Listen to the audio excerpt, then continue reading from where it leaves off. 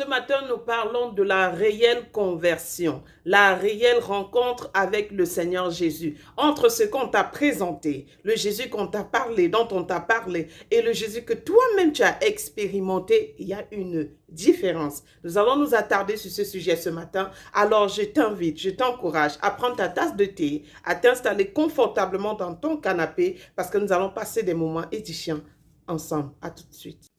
Alors, bien-aimés, il est question ce matin de nous attarder sur le côté spirituel. Comment être vainqueur dans le domaine spirituel de ta vie?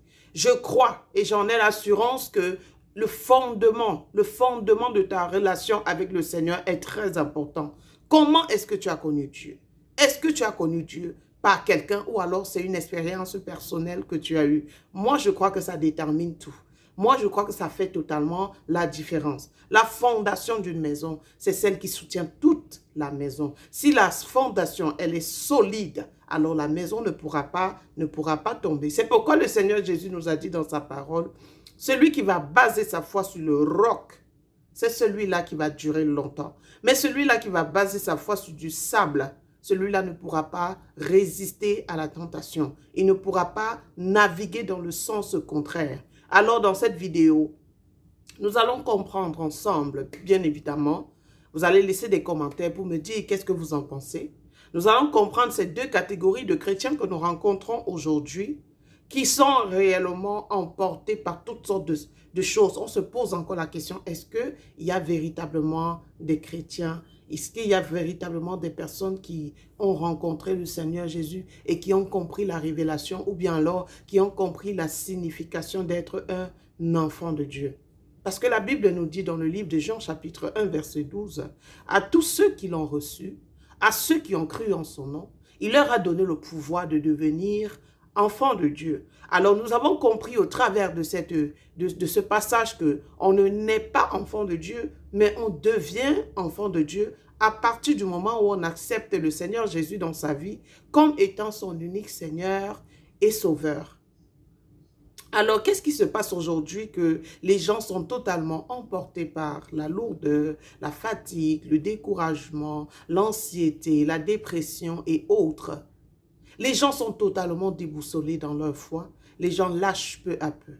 Le but de cette vidéo, c'est d'encourager toutes ces personnes-là qui sont accablées par des esprits. Parce que oui, ce sont des esprits. La Bible dit que nous n'avons pas à lutter contre la chair, mais nous luttons contre les esprits méchants dans les lieux célestes. Nous luttons contre les dominations et contre les autorités.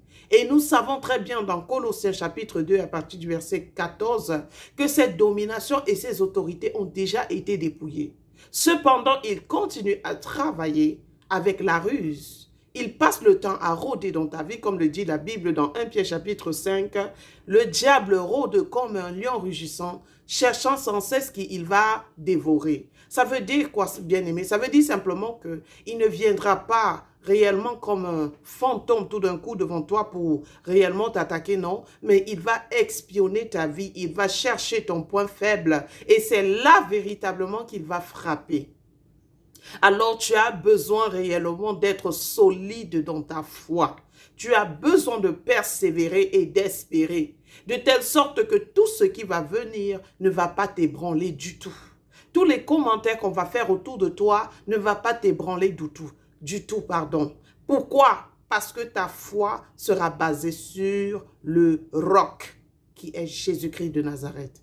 Alors, les deux catégories de chrétiens, moi, j'ai décidé de les séparer en deux. La première catégorie, ce sont des chrétiens charnels. Et la deuxième catégorie, ce sont des chrétiens spirituels.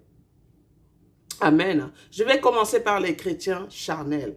Un chrétien charnel, c'est un chrétien réellement qui, à un moment donné dans sa vie, a fait la prière d'acceptation.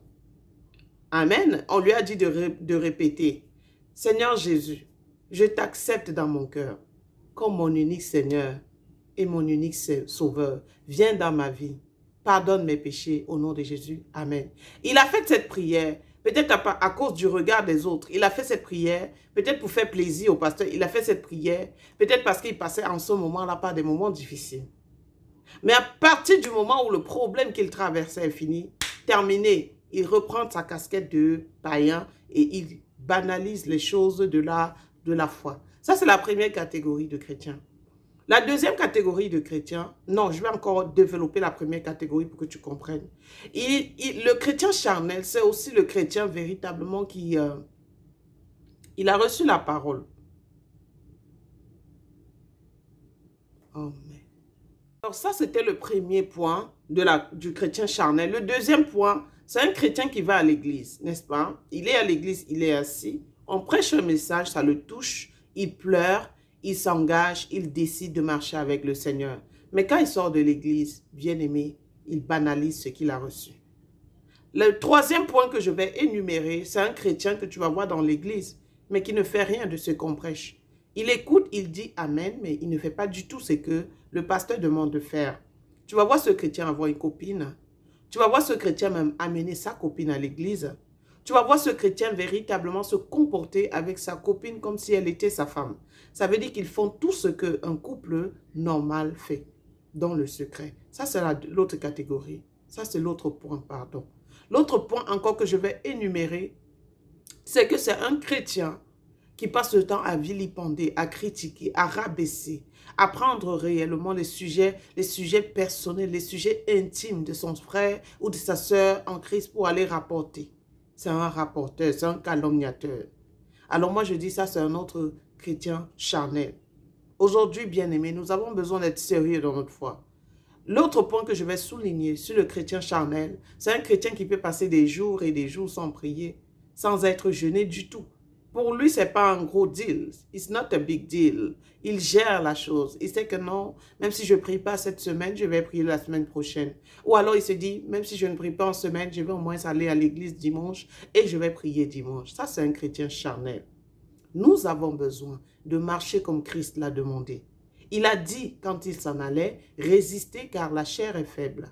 Amen. La chair est notre ennemi numéro 1. Et je dis toujours, la chair est plus dangereuse que le diable. Parce que la chair ne veut pas faire ce que tu demandes qu'elle fasse. Aujourd'hui, bien-aimé, tu as besoin d'être un chrétien spirituel. Un chrétien spirituel, c'est un chrétien qui a rencontré Dieu personnellement. C'est-à-dire qu'il y a des moments où on te parle de Jésus, oui. Tu entends parler de lui, oui. Tu sais qu'il est mort à la croix, oui. Tu sais qu'il est mort pour tes péchés, oui. Mais toi-même, tu l'expérimentes. C'est-à-dire qu'il y a un moment dans ta vie où tu l'as rencontré d'une manière physique. Il y a un moment dans ta vie où tu as entendu sa voix. Il y a un moment dans ta vie où tu as été sûre et certaine que c'était lui qui te parlait. Et là, tu as pris l'engagement. C'est différent. Parce que quoi? Ce jour, tu ne l'oublieras jamais. C'est différent. Pourquoi? Parce qu'à partir de ce jour, tu as été convaincu que Dieu te connaît. À partir de ce jour, tu as été convaincu que Dieu est vivant. La rencontre personnelle avec Dieu, ça marque la différence. Quand tu rencontres le Seigneur, tu ne peux plus être la même personne. C'est pourquoi le roi David disait, celui qui a Dieu a tout. Et je le crois fermement, et c'est ce que nous vivons en tant qu'enfants de Dieu, en tant que passionnés de Dieu. C'est-à-dire que tu ne peux pas être un chrétien spirituel qui a fait cette rencontre personnelle et passer des jours sans prier et être à l'aise. Ce n'est pas possible. Parce que la Bible dit qu'à partir du moment où tu reçois le Seigneur, ça c'est le livre de 1 Corinthiens chapitre 5 ou 6 je crois, la Bible dit que ton corps devient le temple et la demeure du Saint-Esprit. Ça veut dire que le Saint-Esprit qui habite en toi ne pourra pas tolérer que tu passes des moments sans prier. Ne pourra pas tolérer que tu passes des moments sans méditer. Pourquoi? Parce qu'il t'attirera toujours et sans cesse dans sa présence. Dieu aime quand on passe des moments avec lui. Dieu aime quand tu lui parles. Il aime ta présence. Il aime échanger avec toi. Il aime te conseiller. Il aime t'instruire. Il aime te diriger. Il aime faire partie de toutes les décisions que tu peux prendre dans ta vie. C'est pourquoi il dit dans sa parole, confiez-vous à moi. Amen. Il est important que nous soyons des chrétiens spirituels. Un chrétien spirituel n'est pas ébranlé par les circonstances de la vie. Un chrétien spirituel, quand il voit des défis venir à lui, il ne capitule pas, il ne se décourage pas tout d'un coup, mais il bâtit sa foi. Il commence maintenant à faire confiance à Dieu. Il s'approprie les promesses de Dieu. Il s'approprie les paroles de Dieu. Il commence à parler à son papa à partir de ces paroles.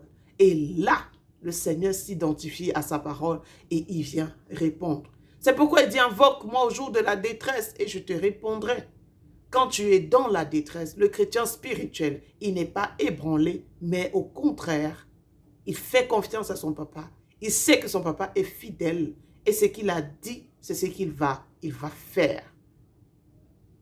Un chrétien spirituel ne considère pas ses intérêts personnels. Le chrétien spirituel ne regarde pas seulement à lui, mais il prend les intérêts du royaume au sérieux. Il prend réellement la volonté de Dieu au sérieux. Il ne s'intéresse pas seulement à lui, mais il cherche à plaire à son papa. Elle cherche à plaire à son papa. Elle fait la volonté de son papa. Le Seigneur nous a dit, la moisson est grande, mais il y a très peu d'ouvriers. C'est-à-dire que le chrétien spirituel, c'est celui-là qui va devenir l'ouvrier.